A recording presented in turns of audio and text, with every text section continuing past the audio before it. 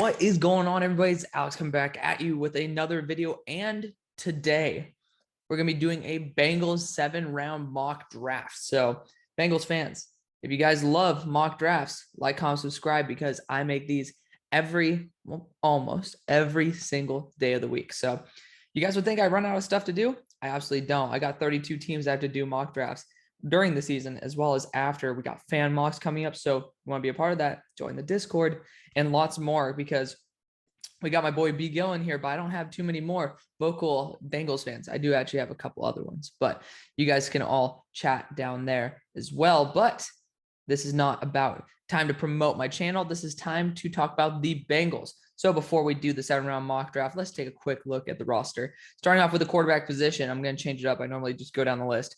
Quarterback position, we're set. Can get another quarterback in like the later rounds. We don't need to get a backup in free agency. No one cares. Running back wise, obviously we have a pretty damn good group here. I'm a big fan of how this is set up. I like Chris Evans. I think that he's a pretty solid backup. Samaje Perine, obviously, is very formidable as one of those basic power backs.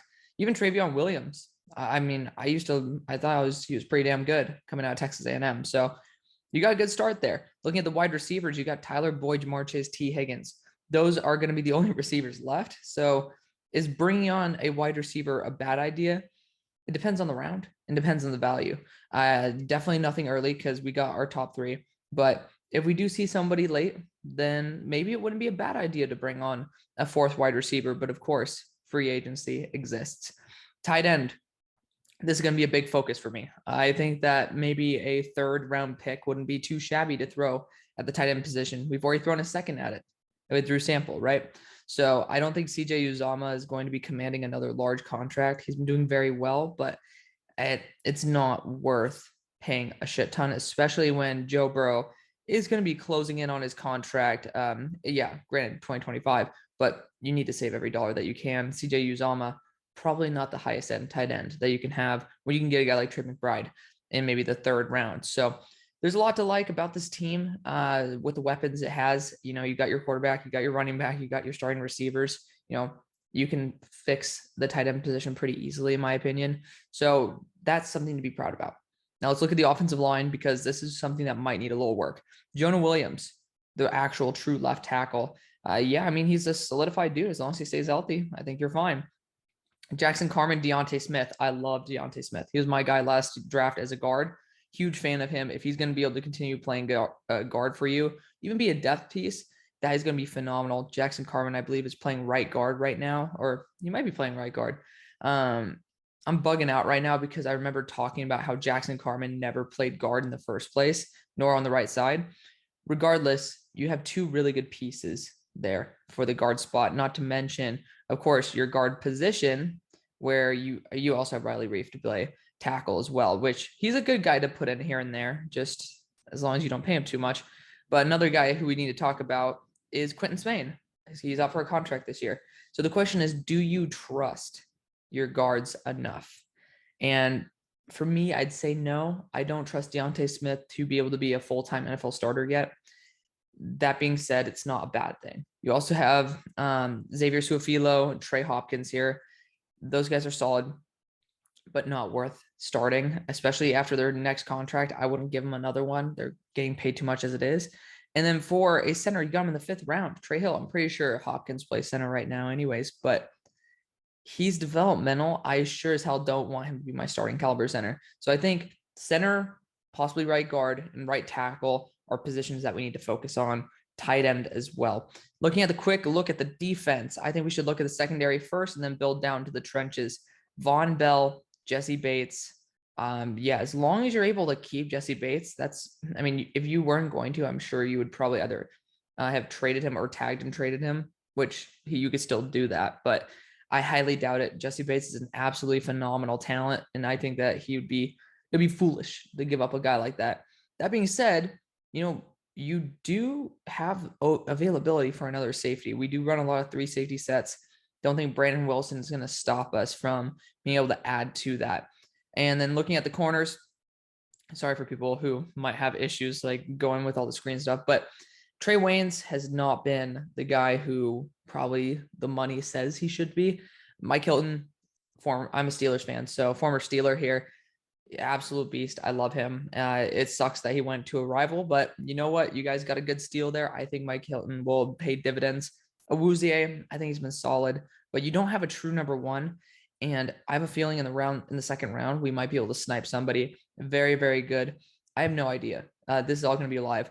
Looking at the trenches, so we could actually look at the linebackers first. Might as well go from top to bottom. You got guys like Jordan Evans here. Look at all these guys up for contracts, though. So the guys who we can keep, Joseph Asai, he's one of my guys. I like him a lot. I think that he could be a really good, as long as he stays healthy, really good pass rusher for you guys. Logan Wilson, solid backup or solid linebacker as well. Akeem Davis-Gaither, I was actually a pretty big fan of him out of App State. Same thing with Jermaine Pratt. You guys got a lot of guys. Malik Jefferson as well was like that was the first draft I ever studied. He was also a guy who I was like, oh wow, I actually like this guy. So you know how to draft linebackers, especially ones that fall to you. I wouldn't put it out of the question to go after another one, but I think that it is not a necessity at this moment. And then looking at the defensive line, we got Hendrickson and Hubbard as our two main guys of attack. I think you'd still add a guy there at the defensive end position. I don't think Sam Hubbard is a true edge one, even though the money does suggest it, and you gave him that long contract. Doesn't mean that you can't get another guy to compete for that position and continue rotating. Again, having a player on $10 million a year does not mean that you're not going to get another guy in that rotation.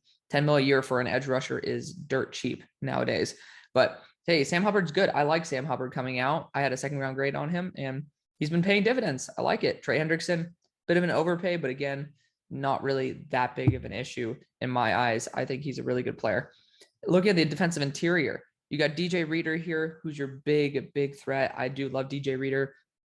Larry Ogunjobi, probably not going to come back, hopefully, given the fact that you have two really good pieces of depth.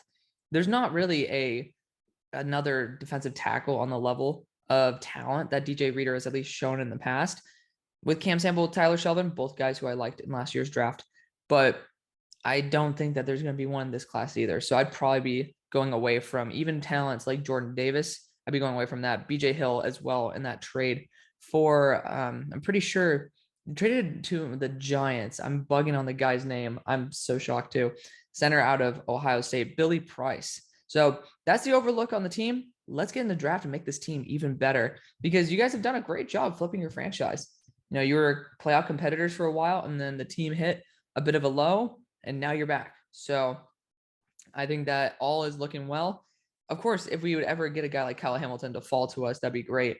And if you guys are new, I will never, ever look at these trades because, one, it makes things hyper complicated. But two, we will never get those trades again. It's just, that's what happens. So at number 17, we're sitting here, and granted, I tried to pre-record this before and then I got interrupted like 3 times. Super annoying. We have 2 ways to go here. Possibly 3. We have Sauce Gardner. We have Tyler Linderbaum, Darian Kennard. I'm going to see if there's a right tackle here. There's not one that's worth this pick. So I'm going to focus on the offensive line because I think this offensive line group, the interior is okay. You know, I don't think that's spectacular, especially for the right tackle side. It's not spectacular. Kennard can play both right guard and right tackle at a very high level. If I'm not mistaken, he is PFF's #1 graded right tackle, which is a big plus. I think he's done an excellent job this year. However, he has not progressed to the level that you need him to be a true right tackle. I think getting a true center that is the best, in my opinion, the best interior offensive lineman, center and guard, that we have seen since Quentin Nelson is Tyler Linderbaum. He's right here. I think the value of that is a lot more than a guy like Darian Kennard. You can get a guy like Max Mitchell in the 3rd. You can. I think that it's going to be perfectly fine for us to go after Max Mitchell in the 3rd. Or worst case scenario, I mean, I know one of these tackles will probably fall. Just one of them. Jackson Kirkland used to play right guard, so he can play right tackle if you want to use that logic. So we're going to be going with the smart route. Tyler Linderbaum. Corners in round 2 are legit. This is not me drafting. This is going to be the auto drafter. So you guys start playing a little strategically there. And I know that we'll be able to have a pretty damn solid option in the 2nd. And also, if you guys want to think of it, like you see, oh, I'll look at all these interior offensive linemen. They're all pretty good. If you guys look at the center class, Ricky Stromberg out of Arkansas dropped out. He's coming back to school. in my opinion, one of the most dumb things he could have done, because he was pretty much bona fide center 2 for me in this draft. It's straight up Linderbaum to Alec Lindstrom. That is an enormous drop. Also, this is extremely annoying getting every single trade offer in the book, but that's just the way it goes. Unfortunately, that's just how this whole situation works. But we're sitting here at 48, and damn, Malik Willis fell. Oh my God, that'd be I know you guys don't like the Steelers, but as a Steelers fan, I'd be crying if Malik Willis fell to the second and we got him. I'd be crying if he fell to us in the first and we got him. But we got Kyler Gordon here. He's probably going to be the target. I kind of knew he was going to be here just based on TDN's bullshit predictive board. That's just the way it works. Kyler Gordon's explosive. He's nasty. He's going to be amazing in zone as well as man. Washington makes very well-rounded corners. His athleticism is through the charts. It's off the charts. And I have him graded better than Trent McDuffie. So for a guy that a lot of people love Trent McDuffie, I think Kyler Gordon's a lot better. So we're going to go with that route. You know, even the right tackle spot, we could go Jackson Kirkland here, but offensive line might not be the best move. When you got a guy like Kyler Gordon, who I have as a fringe first, sitting right there at 48. It's a good spot too. So you address two really big positions of need. Again, Trey Hill, well, we kind of are writing him off, but I don't think you can accept Trey Hill as the future of this offensive line when you have the ability to know that a guy like Tyler Linderbaum is going to command this team for a long ass time. So those are my two piece. That's what I think. But you know, we probably could be getting, I'm praying to God we can get Max Mitchell. Praying to God, because I just saw Jackson Kirkland go. Come on, guys. Let's pray together. Let's pray. We got it. Yes. I'm pretty sure. Yes, Max Mitchell's on the board. Right tackle is something that we need. Obviously, we cannot continue to rely on Riley Reef at 33 years of age. Max Mitchell is an excellent right tackle out of Louisiana. He's had some balance issues, but I have him solidified as a 3rd round pick, if not a fringe second. So we're going to be rocking with Max Mitchell here. I think it's a great move. You know, you guys can, of course, put your thoughts down in the description, or not in the description, the comment section below. I would have liked to look at a guy like Likely, if, no pun intended, if there weren't Max Mitchell there, just because, again, you got a tight end is a legit position of need. But given how these tight ends are falling, I'm not that threatened by it.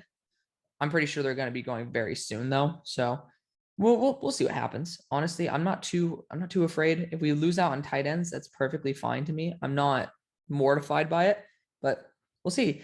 And if you guys saw that trade, you'd realize why I think this trade simulator is BS.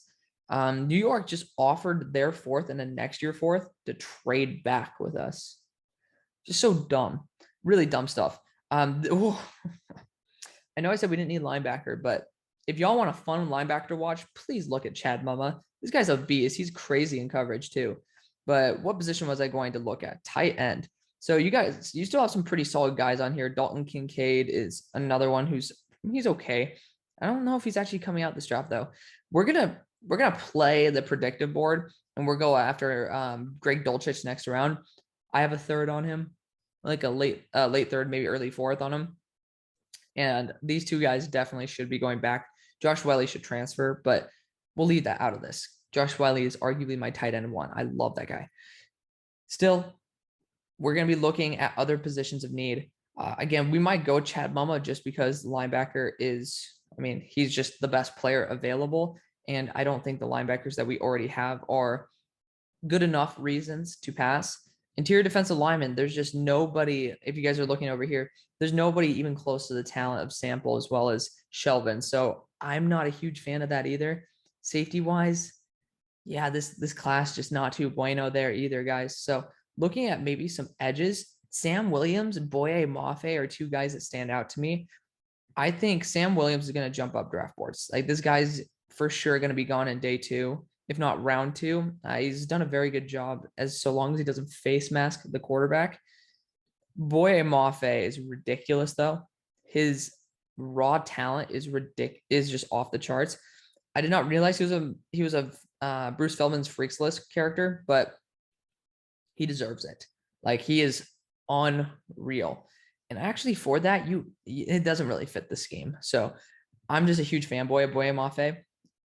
We're going to go Sam Williams here. Again, best player available is him or Chad Mama. And that third edge is not too bueno. So getting a guy in round 4, it is far from a sin. Sam Williams has been pretty damn dominant for the entire year. And like, to be honest, guys, look at this. What, you could toss in another 7th round pick to be able to move up 20 or 18 spots both rounds. It just doesn't make sense. It doesn't add up. The math doesn't add up there. So we'll see who eventually falls to us. Because again, I might go not Kellen Deich. I just saw his name pop up. I might go with Greg Dulcich here in the next pick, just because, again, I don't think he's going to be falling that far. He's a very solid receiving threat. And honestly, it's where we are going to go. To be fair, Drew Sample, who we still have, who I honestly thought was a 5th rounder, went in the 2nd to us. So getting Greg Dulcich in the 4th is far from a big sin. So we got another pick coming up here. I mean, hell, if I can get Boye Mafe again, that'd be a dream. Not going to do that just because, again, we're not getting 2 edges back to back. But looking at other players who could be a good addition to this team, it's all linebackers. That's so annoying. We got linebackers and tight ends. Running back, again, James Cook, I have a 2nd round on him. So there you go. Ricky Stromberg going back to school. I don't know why they still have him in here. Very annoying, if I'm going to be 100% fair. This is a good spot to get a backup wide receiver, because I just saw somebody who I have a 3rd round grade on. Romeo Doubs. Add an extra deep threat. He's going to be good on some packages with 4 wide receivers. You don't have a true deep threat that's not named Jamar Chase. So Romeo Doubs is a perfect guy to step in there. I did not think he was going to be here at the spot, to be 100% fair. Some people might want Justin Ross for what he could be. And honestly, I wouldn't blame you. I think that Romeo Doubs is better, especially since he didn't have that spinal injury, but it's far from out of the question to go with Justin Ross. But I think that getting that 4th wide receiver when the value is that good is probably the right thing to do. Now, I do love these NC State linebackers. They are really good. And I'm not going to shy away from drafting another edge, because now it's not like back-to-back, because O'Shawn Mathis is really good. I do like him quite a bit. But, linebacker-wise, you got some really good ones on here, guys. You got some really good ones. Peyton Wilson being one of them. He's definitely going to go back to school. He should, at least, just given how deep the linebacker class is. I think Owen Papo could be a good guy. He's probably going to return as well, because he had a season-ending injury, which sucks, because I do like Owen Papo quite a bit. I have a 3rd round grade on him. Quarterback, yeah, it's just like the quarterback class sucks. It really does. There's nothing exciting. Defensive line-wise, just nothing even worth putting as a backup. It's a little bit of a sucky spot. Personally, I'd trade out of here, but we can't. So O'Shawn Mathis out of TCU, he's played very well. He's definitely on someone who I'm stuck, actually, because Anais Smith could be a nice running back wide receiver hybrid. And actually, we're going to go with that. We don't need a running back because Chris Evans can play that role. But Anais Smith is going to be an excellent backup to have a really good rotation. And he provides a lot of return benefits as well. So he's going to be able to make an impact year 1. I do like O'Shawn Mathis a lot. But, let's have a little bit of fun here. We don't need to continue going after edges that fall way too far. So if O'Shawn Mathis is here, which he very well might be, that'd be insane. Is he going to? Okay, Steelers. There you go. You guys got screwed by the Steelers. But that doesn't stop me from going with one, because Xavier Thomas should be coming out at this point. He's not going to be increasing his draft stock. This guy was the freakiest edge we've ever seen coming out of like high school. This guy was supposed to be the most athletic edge ever. He just hasn't progressed that much, and this is round 7. Take him, lock him in, have a nice guy there to be able to continue developing. Excellent value as well. I think that we've hit pretty well on most of these picks, especially for value. And at this point, maybe let's assume Owen Papo comes out. He shouldn't be going here. Out of respect to him, we won't do that. But a guy like Riley Moss could be. He's extremely athletic. He's just this really quick dude who picks off balls. And I have him as arguably my corner 10. So I have probably like a 4th round grade on him. We're going to get him here. I've actually drafted Riley Moss to the Bengals multiple times. You can continue building that depth. Again, you guys will only have 3 corners. on contract. So there you go. Drafting, honestly, I'm actually a pretty big fan of how this draft turned out. So hopefully you guys find it fun too. And we are ending off the draft right now. So here's going to be the draft. Let's quickly look over it again. We have solidified our offensive line. You know, you got probably the best center we have seen in the past 10, 20 years. Solidified right tackle. That can be a guy who will play for us for maybe 5, 6 years. Kyler Gordon, corner one material. Solid rotational edge here. Good tight end, worth a tight end one spot. And then we got some really good backup weapons to rotate in here, as well as some rotational defensive players. I honestly think it's perfect, but that's my opinion. I want to know what you guys think. Thank you guys so much for watching. See you guys at the far side. Peace.